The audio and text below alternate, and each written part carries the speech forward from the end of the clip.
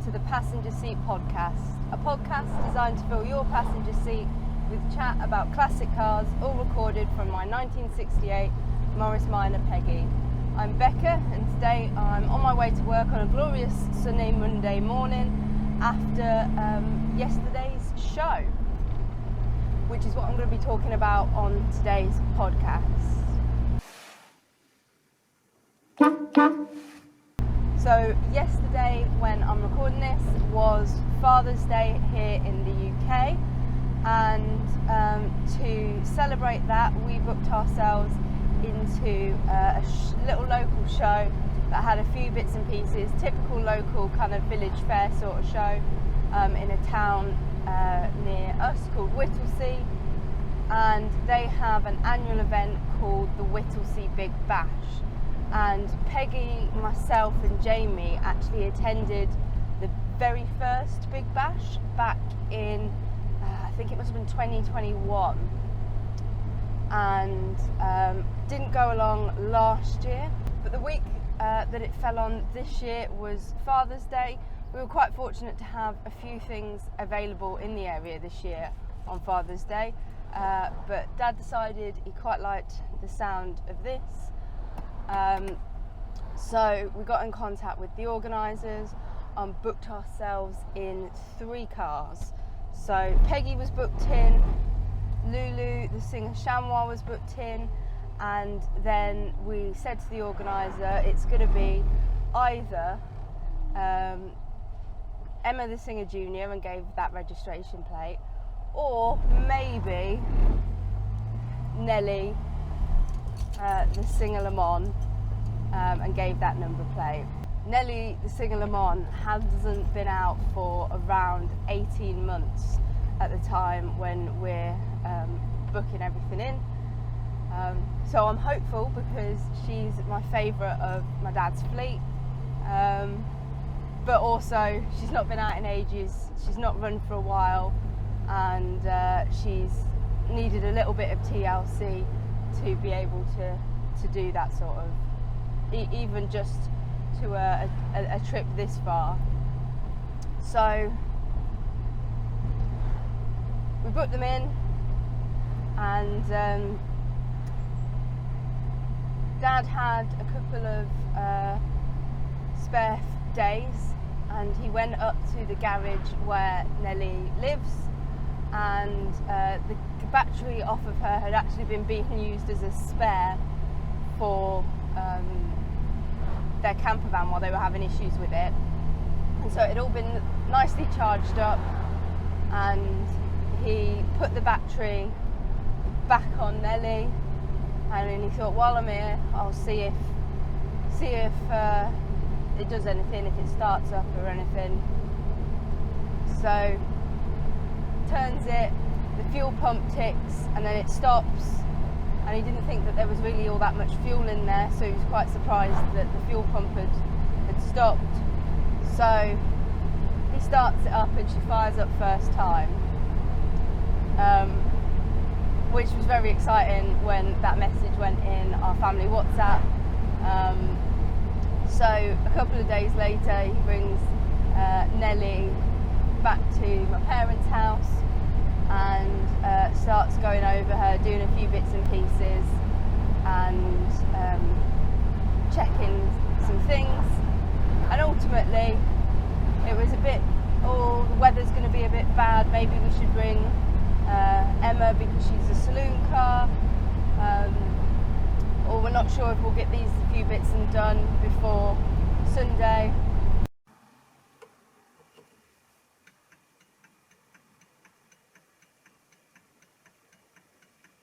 But Sunday rolls around, and I'm sat in a little lay-by near my house, and I can see Lulu come in, and behind that is Nelly. So I pull out and we convoy our way up towards Whittlesey. So very exciting to finally have Nelly back out and about.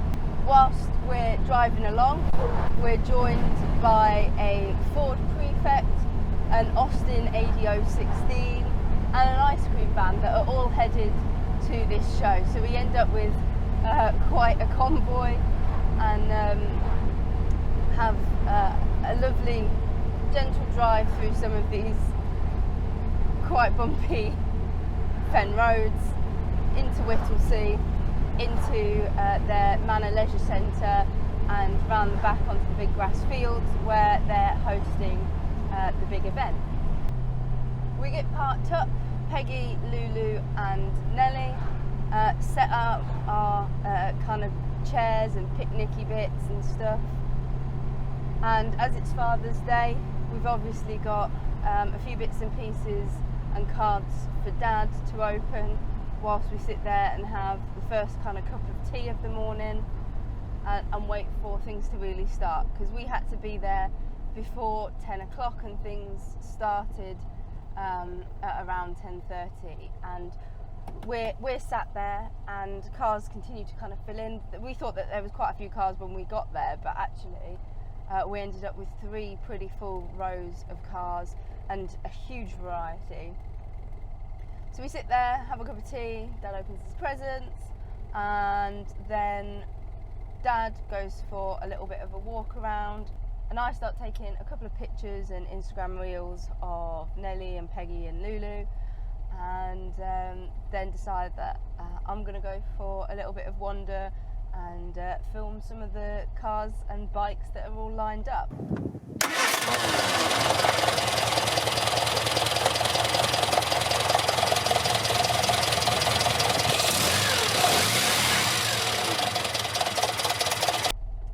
And yeah, huge variety, so many cars and bikes to see. They had the Whittlesey Motorcycle Club, who had brought along really quite a few beautiful classic motorbikes, and my particular favourite was probably the GPO bike. I think they always look fantastic, especially when they're got all their livery and stuff all over them. Not much further along the line from that, as we move into cars, was a car that Dad declared was one of his favourites, one that he'd always wanted to own, and that was a Datsun 100Y, I think it was. Really unusual looking car, and not a car that you see very often. And Dad said, well, no, you don't see them very often because a lot of them just rotted away, and he couldn't believe that there was one at the show. And there was a lot of cars that you think, wow, I can't believe there's one of these at the show. There's actually quite a big turnout of hot rods and modifieds at this show as well, because we're so close to where they've hosted modified nationals for years.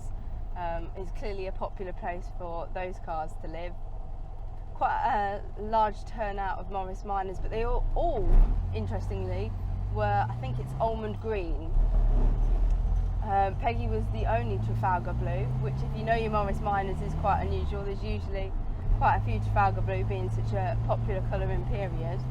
But there was, I think, 3 or 4 almond green Morris Minors. One of them was a pickup, and there was a light blue Traveller as well. It was a fantastic little Lomax that was just, they always look so much fun, and makes me think of Katie from Wrench and Wench. There was a beautifully unrestored Volvo that had got very low mileage because it had been purchased purely to do caravan runs once a year. It was basically just the caravan car, and had then sat in a garage. Other than that, sat in the garage for the last 10 years of its life before it got to its new owner, and so hadn't really needed any restoration, just mechanically recommissioning and then going on its way. And it had kind of one of those sorts of things that you'd only ever see at a little local show like this one, where it had an entire teddy bear's picnic set out beside the car, including Paddington himself and some other bears and the dogs who were sat beside the table, sandwiches and marmalade at the works. And it just makes you laugh. how much effort some people put into these random little things that they display next to their cars. There was a yellow scimitar that I recognised from the last time that we went, and it was actually that yellow scimitar that played a part in Jamie being interested in classics, and he looked at for a while a scimitar for his classic, but then we struggled to find one, and we found a lovely Spitfire instead. Had a really lovely chat with a gentleman who had come along in his 1929 Pierce Arrow. We've never seen anything like that before. It was he'd been using it for wedding cars and stuff like that. Totally mechanically original. He was showing me the early form of air conditioning that it had, all the restoration work that he'd done on it, and he owned a 28 and a 29, and it was really just this huge American literal gangster car, because only gangsters and film stars could ever have dreamed of affording such a huge vehicle. And it was just so beautiful, and he very kindly let me have a little sit in the back of it and chat to him about some of the weddings and things that he'd done in it in the local area, and showed me kind of some of the rest of his wedding fleet. And I believe he was restoring a Dodge pickup and he'd already restored a Chrysler pickup, and he was talking to me about the issues that he was facing with taxes for getting the parts for the Dodge, because there's just so little spares availability for those in the UK. Apparently no problem with Chrysler parts, but definitely struggling with those Dodge parts.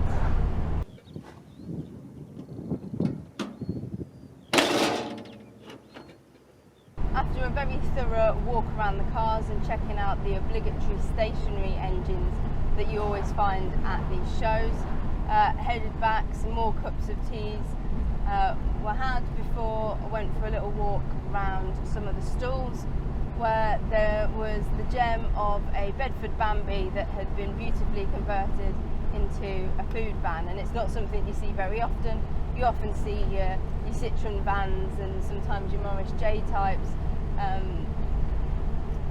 transformed into these food trucks, and obviously your horse boxes, but I'd never seen a lilac and white Bedford Bambi before, which was quite cute. Soon rolled around to being picnic time, and we sat down and enjoyed the little snacks and stuff that we brought along with ourselves.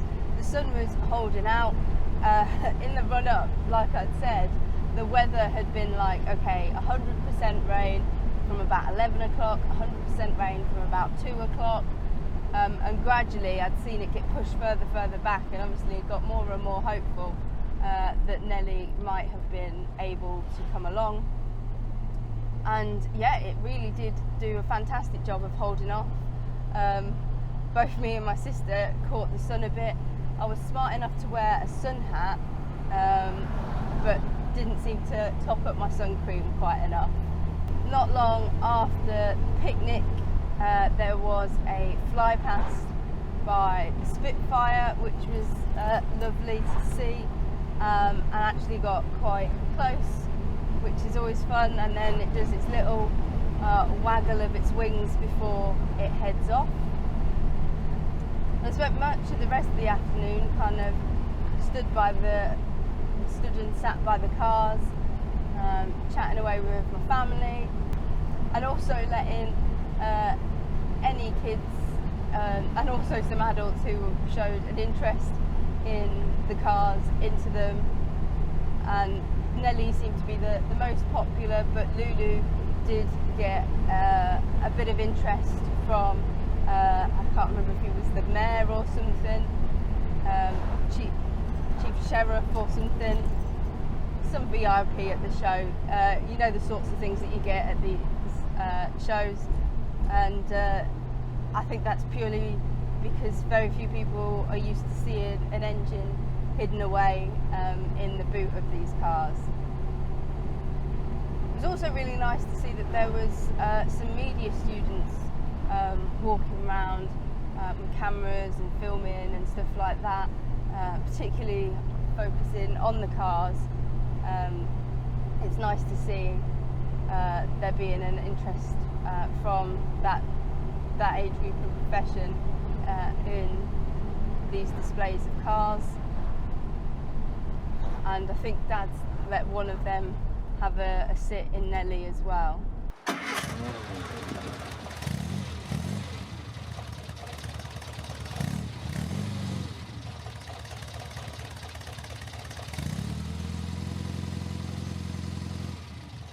We started to pack up around 3:15-ish, and as we did, it did start to think about spitting with rain. However, it then stopped, and as we were moving the cars about a little bit to get some nice photos as the field started to clear out, my dad said to me that I could drive Nelly to the edge of the field.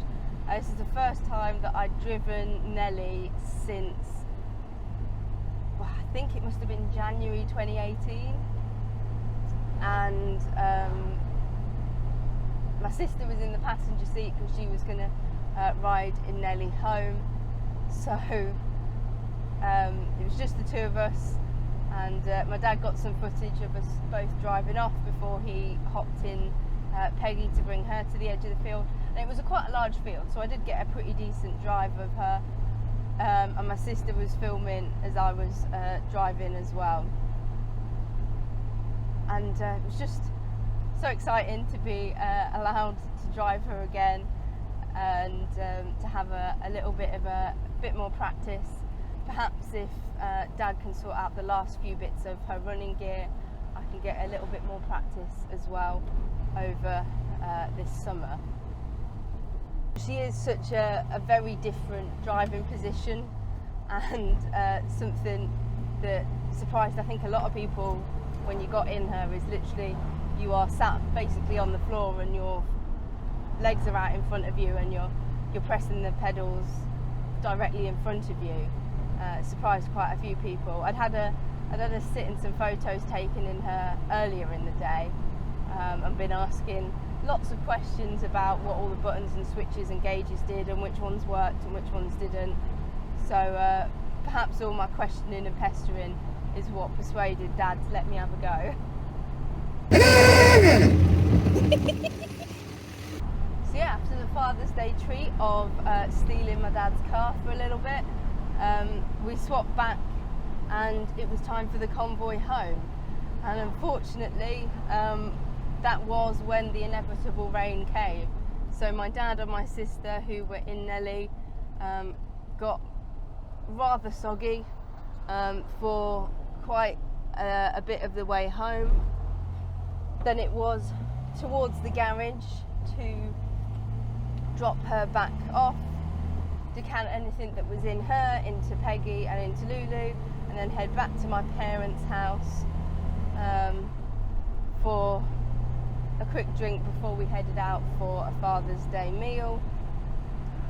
But yeah, it was a really lovely day. We got so lucky with the weather, aside from, I mean, the drive home in the rain wasn't too bad for me, but obviously not ideal for my dad and my sister. And but other than that, to be able to enjoy such a lovely show with all those little bits and pieces that make those local shows what they are, the stalls, the charity stalls. They had sports that you could take part in, the big bouncy castles, you know, the sort of thing. They even had a green goddess actually over by the kind of little river that runs through the field, that had collected a load of water out of that and was now being used to spray and shoot at bottles that were dangling from some goalposts. So some quite innovative and interesting activities as well. as well as a beautiful selection of cars. So many cars that, as I've said with these things before, turn out to these little local events and you wouldn't necessarily see at bigger, more national shows, because